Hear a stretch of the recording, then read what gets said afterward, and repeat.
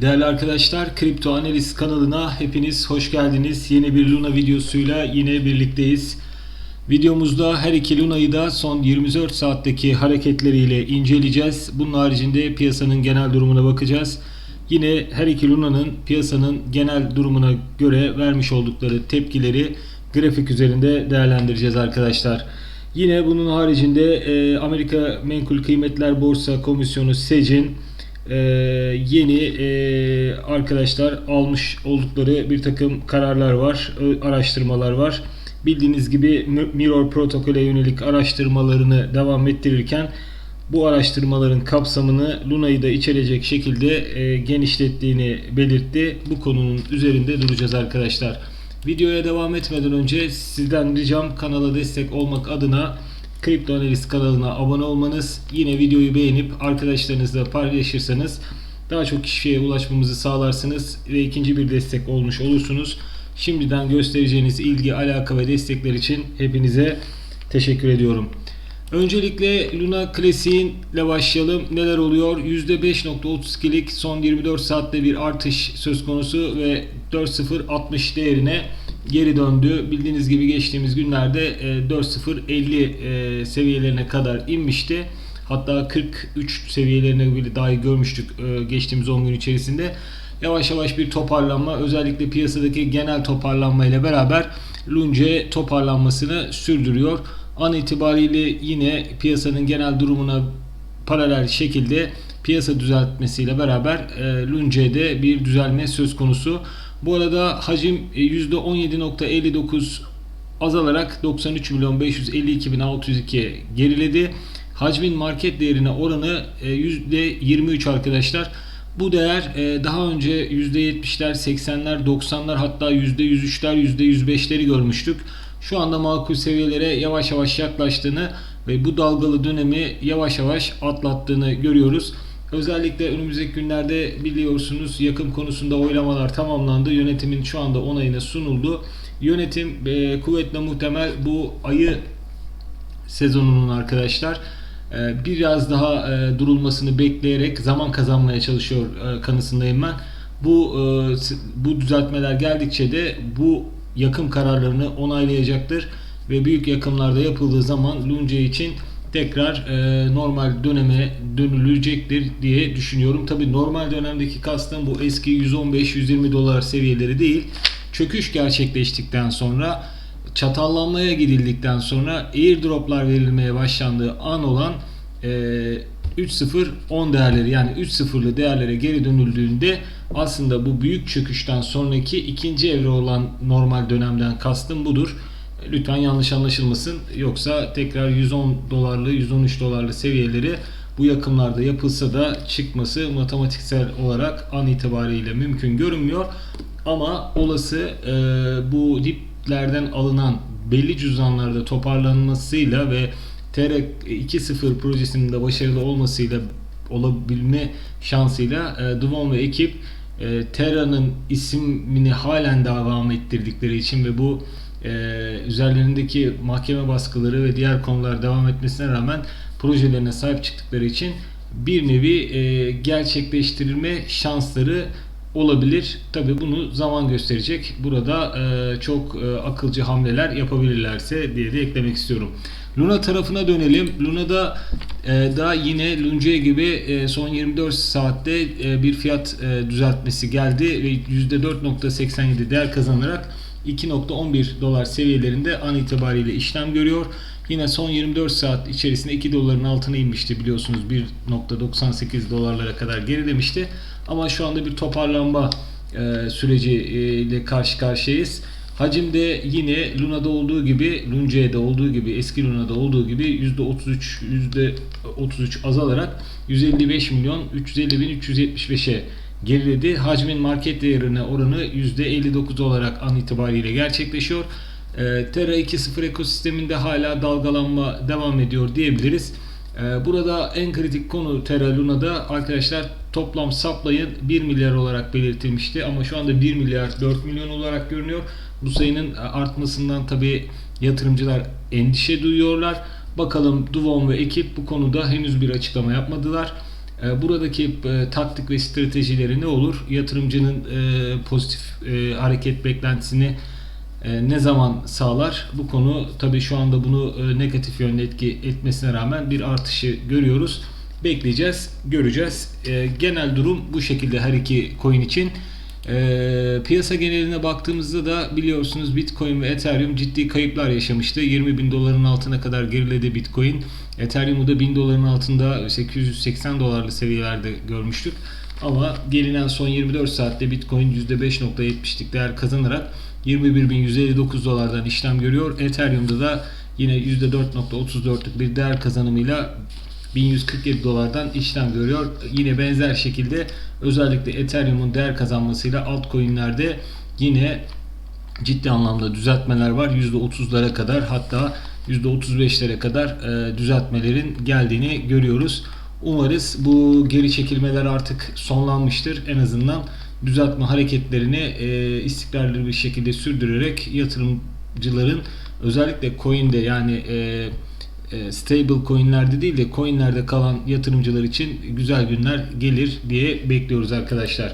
Durumlar genel olarak böyle. Bu arada bu videoda sizlerle paylaştığımız bilgiler kesinlikle yatırım tavsiyesi değildir. Genel olarak grafikleri inceliyoruz. Yine piyasada belirtilen haberler konusunda yorumlar yapıyoruz arkadaşlar. Dolayısıyla karınızdan ve zararınızdan birebir sorumlusunuz. Ve her zaman dediğimiz gibi bunun böyle olması uzun vadede yatırımcı profilinizin gelişmesini sağlayacaktır.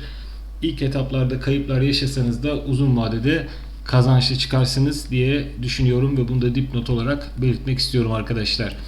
Gelelim diğer önemli konuya. Bildiğiniz gibi SEC konusu var. Amerika'da arkadaşlar Menkul Kıymetler ve Borsa Komisyonu yetkili ve etkili bir kurum. Şu anda Mirror protokolü yönelik araştırmaların kapsamını genişlettiğini ve Luna'yı da bu kapsamın içerisine aldığını belirtti. SEC, Duvon ve şirketi TFL yani Terraform Labs için yasal cephe konusunda giderek ısındığını söylüyor. Von ve Terra Vakfı Güney Kore'de biliyorsunuz zaten bir soruşturma altında. Bununla beraber ABD'deki SEC'in 2021 Eylül'ünde kendisini mahkeme celbi gönderdiğini belirtmişti biliyorsunuz. Duvon, SEC'in kendisine mahkeme celbi göndererek prosedürlerini ihlal ettiğini söyleyerek buna itiraz etmişti. Ancak üst mahkeme yine SEC'i haklı bulmuştu ve arkadaşlar SEC'in kararını arkasında durmuştu üst mahkeme. Von için daha da büyük bir sıkıntı oluşturmuş. Artık üst mahkemeye de itiraz edemeyeceği için konuyu görmezden gelmeye devam ediyor. Bildiğiniz gibi kurumun kendisini ve TFL'i suçlama yetkisi olmadığını sadece sözlü olarak beyan ediyor. Tabii bu konu böyle uzadıkça arkadaşlar özellikle Terra ve Terra yatırımcıları için çok büyük bir tehlike arz ediyor. Özellikle Amerika'daki bu konu hakkında olası SEC yaptırımları her iki projeyi de arkadaşlar felakete sürükleyebilir. Zaten bir felaket yaşandı Terra'da. Sonrasında kurtarma çabalarıyla Terra 2.0 projesi ortaya çıktı. An itibariyle borsalarda her yatırımcıların zararlarının karşılanmasına dönük bir takım otomatik yakım olsun veya yeni coin'in delistelenmesi olsun veya eski coin'in delist edilme durumunun yapılmaması olsun bir takım kurtarmaya dönük hareketler devam ederken Von ve Terra grubunun özellikle Von'un SEC'de karşı karşıya kalması gerçekten büyük bir sıkıntı. Bekleyeceğiz. Neler olacak göreceğiz arkadaşlar. Şimdi burada aslında SEC'in iddia ettiği konu bu çöküşten çok daha önce başlamıştı. Kendilerinin bir menkul kıymet olmadığı özellikle UST açısından bir anlam ifade etmediğini, çünkü zaten çöküşü de getiren arkadaşlar bu konu hakkında hepimiz biliyoruz. Herhangi bir fon ve büyük yani sabit bir paraya odaklanmamıştı. Luna projesine odaklanılmıştı. Dolayısıyla Luna'nın çöküşüyle beraber UST'nin de çöküşü beraberinde gelmiş ve stable coin'in bir fonu ve altyapısında bir fiyat para birimi olmadığı için de tamamen felakete sürüklenilmişti. Aslında burada çok da SEC'e bir suç bulmamak gerekiyor diye ben şahsen düşünüyorum. Tabii ki kesinlikle taraftar olarak söylemiyorum bunu ama adamlar şunu iddia ediyorlar. Siz bir menkul kıymet değilsiniz diyorlar ve bunu çöküşten önce söylemişlerdi. Hatta bu konuda da biliyorsunuz Fetman bunun çökeceğini bile bile buradan ciddi anlamda para kaçırdığına dönük iddialarda bulunmuştu. Yani durum günden güne bakıldığında, dışarıdan bakıldığında hani yapılan hamlelere, gelişen olaylar zincirine ve devam eden süreçte gelinen noktalara bakıldıkça, geriye doğru analizler yapıldıkça SEC'in haklı olduğu durumların olduğunu anlayabiliyoruz arkadaşlar. Özellikle çöküşün bu arkasında bir fiyat para birimi ve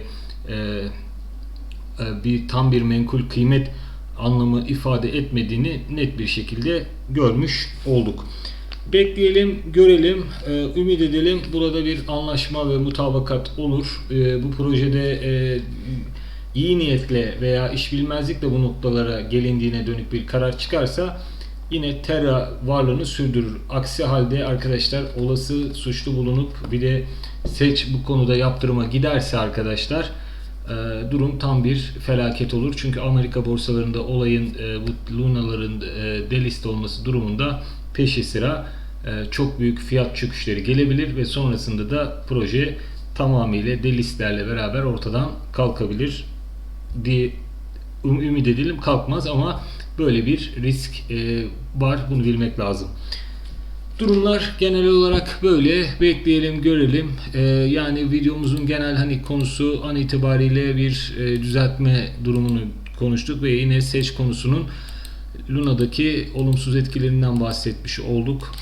Umut ediyorum bu video sizler için yararlı olmuştur. Yeni girecek olan arkadaşlar her zaman belirtiyoruz. Bu iki coin'de özellikle yeni bir coin gibi düşünmek lazım. Terra Luna zaten yeni bir Terra 2.0 yeni bir ekosistem.